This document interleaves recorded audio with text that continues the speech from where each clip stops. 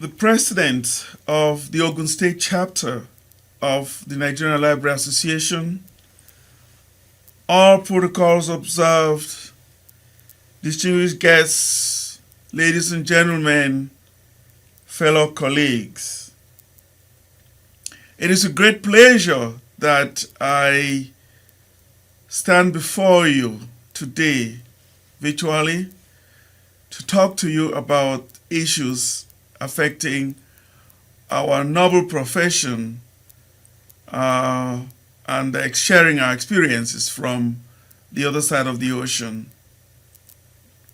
My name is Innocent Awasom, and I am of the Texas Tech University Libraries. And I want to express my appreciation to Michael Fogborn for reaching out to me for this opportunity which I couldn't turn on because you are my fellow brothers and sisters in this noble profession. In fact, I am a product of the University of Ibadan. I spent quite some time at the University of Ibadan in my undergraduate and graduate degrees in zoology, and eventually was part of the pioneers of the African Regional Center for Information Science, ARCIS. It's an offshoot of the library school at the University of Ibadan. From then, I moved to other places, notably Cameroon, Kenya, United States, and it's been a wonderful ride thus far. And my education in Nigeria prepared me for all the challenges that I met ahead. And believe you me, I was equal to the task.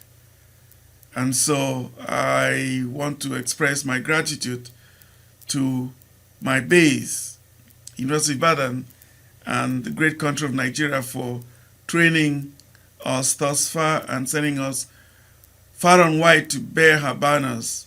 And hopefully we're doing justice to that. So today, I'm going to talk to you about engaging invisible information users in this era of COVID. Sharing experience from my university, Texas Tech University, which is in Lubbock. And so the outline, I'm going to just a brief introduction to my university system, the perception and how we approached news of the pandemic, how we prepared. And it's all basically about information infrastructure. The SWOT analysis that we did, and then the preparations going forward. There was internal and external services, and the impact that this had on our budgeting and all that. And with COVID came an added responsibility to our original role of providing access to and use of information, use and dissemination of information.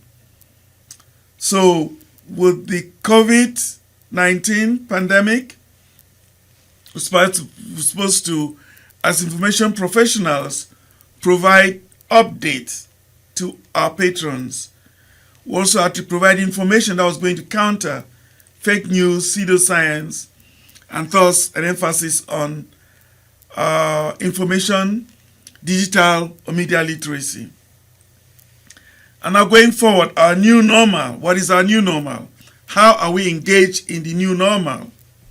And I will conclude by talking about our role, the proactive role that we have to play henceforth, and this revolves around embedded librarianship, which we'll talk some more. So this is my university library, and it's in the center of the campus, contains over 40 million records, both print and electronic.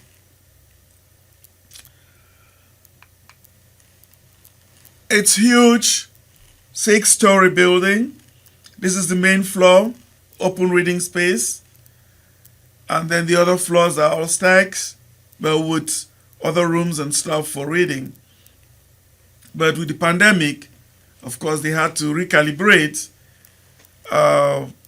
percentage, had to cut down to, from the get-go, 25% to 40%, and now it's at 50% capacity. So we have the main campus library, the architectural library, the Southwest Special Collections Library. We've got the Vietnam Center, or the Sam Johnson Vietnam Archives. So we all know about you've heard about the Vietnam War. The Global Archives for the Vietnam War is here at this university. We also have the Health Science Center Library, which is the Health Library, and then the Law Library. So with the COVID, all departments in the library were involved, but these are the key departments that had to play a major role. The Research, Instruction, and Outreach Department that interacts with students and faculty and staff with a lot of outreach and engagement, teaching. The Library Technology Management Services, they are the ones behind the technology and all of that. The Resource Management and Systems, that has to do with technical services, cataloging, and all the fine stuff. And then the User Access Services, that has to do with reserves. Reserves where we put documents on hold for people to consult in place, interlibrary loan, and e-book learning. We are pioneers in the era of e-book learning. Colleagues have worked on software that can facilitate learning e-books, which was not done before. And so that one is working pretty well in our interest. But you agree with me that all of this, with the COVID, that kind of necessitated a move from the physical environment to the virtual environment, needed a robust information infrastructure. And when we talk about information infrastructure, it encompasses so many things. I take this quote from Professor Aipeku, my supervisor, way back in 1996. And he defined information infrastructure as making reference to the complex set of institutions and ideologies that includes human and material resources essential to the generation and dissemination of scholarly information. So it is about physical entities put in place primarily for information purposes, requiring constant maintenance, else obsolescence would occur, particularly for technologically intensive amenities. This is where we're centered on. And so the need, because of COVID and a transition to the virtual environment, the need for high-speed internet connectivity and broadband access cannot be emphasized. This also comes with cost of access to students who are off campus, probably requiring Wi-Fi and all that, because the campus is wired. It's a Wi-Fi free campus, but now students dispersed all over the world, there are issues of connectivity that is related to costs.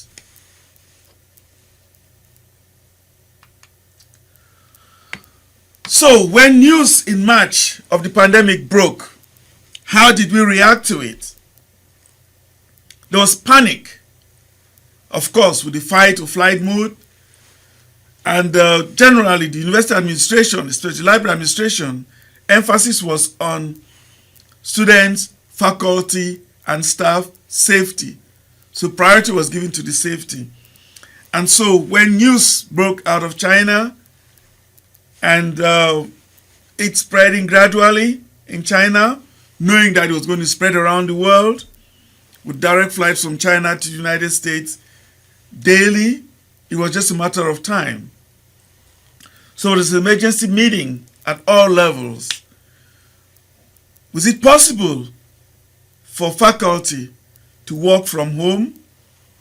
What does this take? Do they have access to broadband at home, Wi-Fi? And also, decisions had to be made about essential staff. Who are essential staff? Essential staff are the people who, no matter what is happening, have to be able to report to work. And they are in the technology department, they're in the access services. They have to open up the building, they have to control the buildings, control the temperature, and then those who are there in the technology will have to monitor the technology, because if it stops, everything stops. And so they have to be on the clock.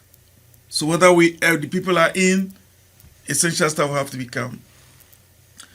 With no reported cases yet, all face-to-face meetings were suspended, and we had to start learning how to do broad meetings via Skype or Zoom, and we had to look at that technology and learn fast. Secondly, the library had to do a SWOT analysis, and this is a management tool which we use to be able to assess and plan for unforeseen circumstances. So the SWOT analysis, SWOT stands for strengths, weaknesses, opportunities, and threats. So it's a strategic planning technique that is used by organizations to identify their strengths, weaknesses, opportunities, and threats, so as to facilitate informed, critical decisions in management and planning. So each unit had to do that, and generally put together, these are the strengths of the library. They got skilled staff and faculty. They got extensive in-house and distance support, and they got a rich print and digital collection. What about the weakness? Is there enough capacity to support the services from home? That means, all the faculty who are working from home, do they have the facilities to facilitate, to enable them work from home? Of course, everybody's got a computer. Do they have high-speed internet connectivity? Does everybody have that? It is important to be able to think on that. And another end to that is the technology challenges that are going to be faced by faculty and staff, because not everybody is at the same technological level, and so those who had challenges had to be brought up to speed for the kind of things that we're going to do. The opportunities, it's time to optimize overboard digital technology initiatives.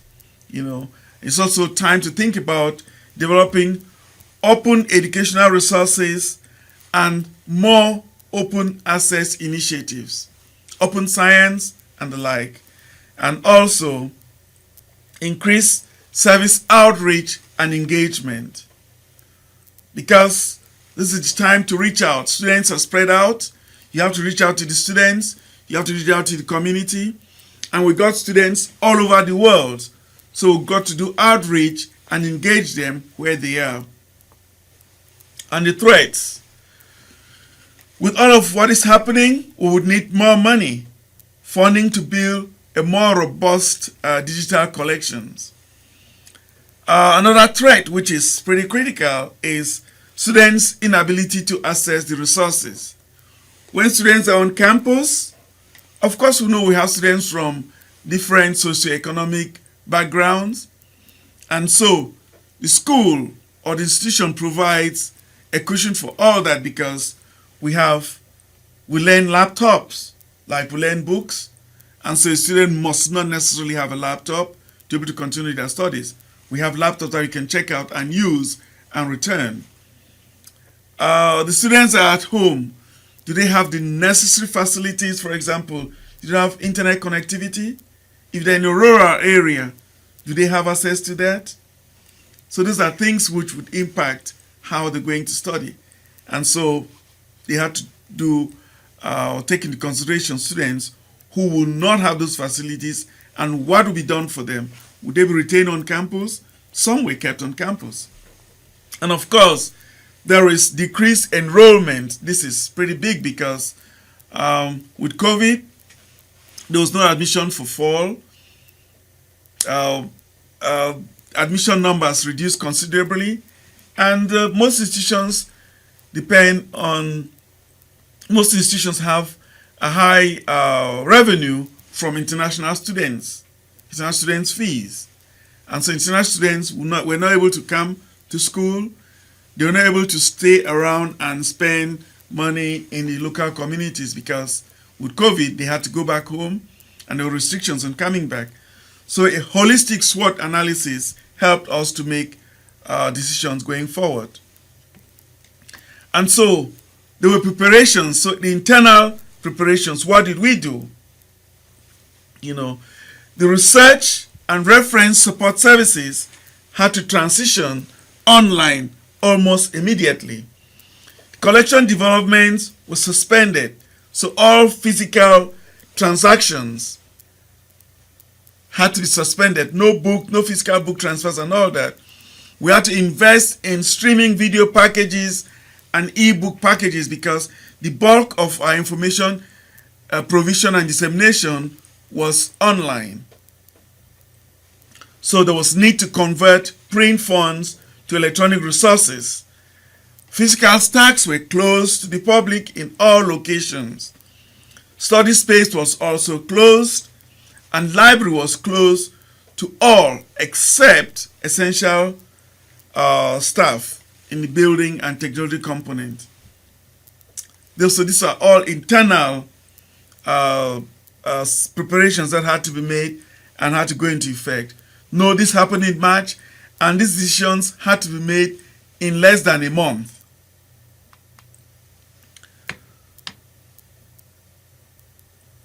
So all of this had an impact on our budgeting because the library funding model is based on student fees than university grants. So the more students we have, the more money is allocated for library, other library functions. The bulk of it comes from there, and then the government the institution will subsidize. So virtual education affected campus enrollment, and so there was bound to be adjustments.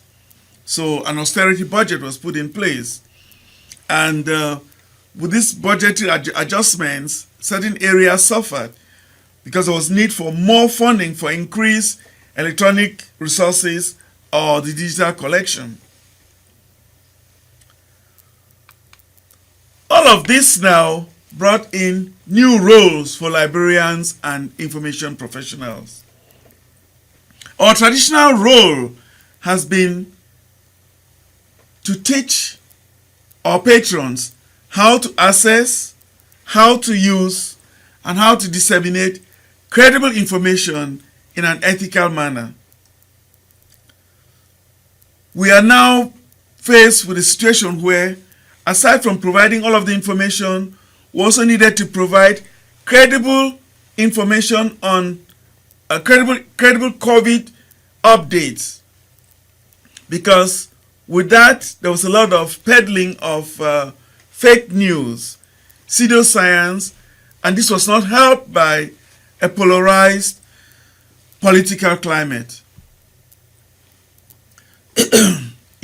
We provide information, and so we had to dig further to get information provided to not only our students doing research, but also the general public. So it was incumbent on us, especially those of us as STEM librarians, to review CDC guidelines, CDC Center for Disease Control guidelines, the World Health Organization guidelines, and other credible information sources, and then provide visible link on the library website. Because of all of this, there's increased need for information literacy, for digital literacy, and for media literacy. Because there's a lot of stuff that comes online, whether it's via the media, YouTube, and all that, or it's just the electronic or digital media. There's a lot there, and so we need to be able to educate people on how to sift through, how to determine what is credible and what is not credible. Provide websites to counter-check all of that. So those are added roles to our roles on research, and outreach to our students. So we had to, based on all of this, we had to become more or less embedded librarians. Because with online teaching, embedded librarians are librarians who are knowledgeable in information literacy and technology and are able to be embedded within the virtual environment to help the students.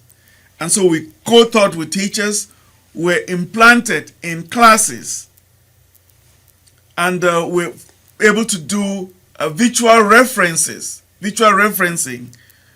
chat services, literally, I wouldn't say round the clock, but a good chunk of the day, because working from home, we do not have that fixed schedule anymore because our students are all over the world.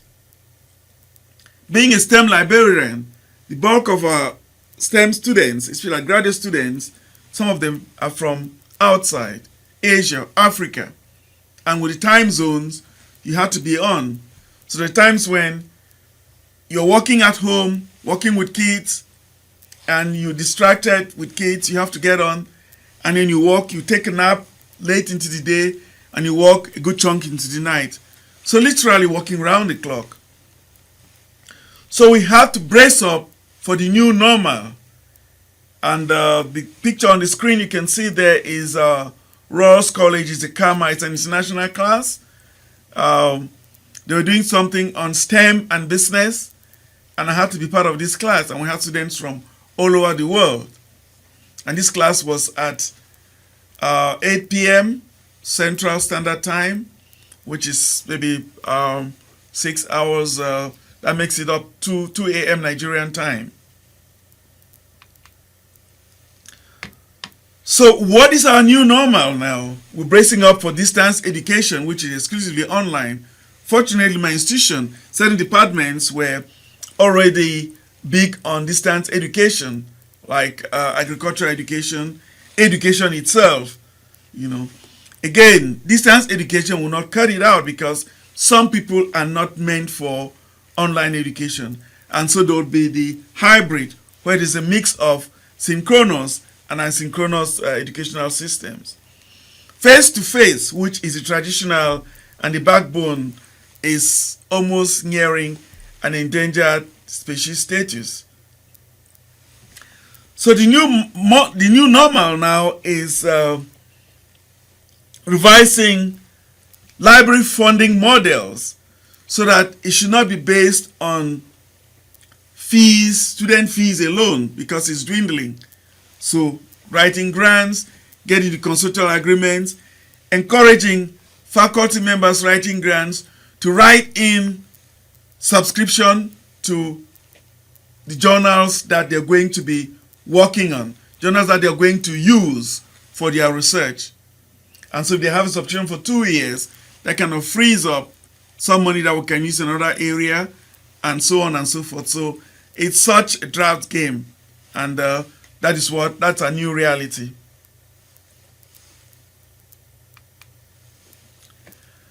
And so for parting thoughts, because we got to leave time for questions, we'll say that the pandemic has brought out the worst and the best in humanity. Library resilience and transformative ability in the face of adversity for the common good and for continuing and continuing and enhancing scholarship. Libraries have got to build their websites, because the websites are virtual keys and the gate to the gate of knowledge, and it should be calibrated to fit students' usage. Some students would access it from their laptops. Some will access it from their cell phones. So we need to be able to do that.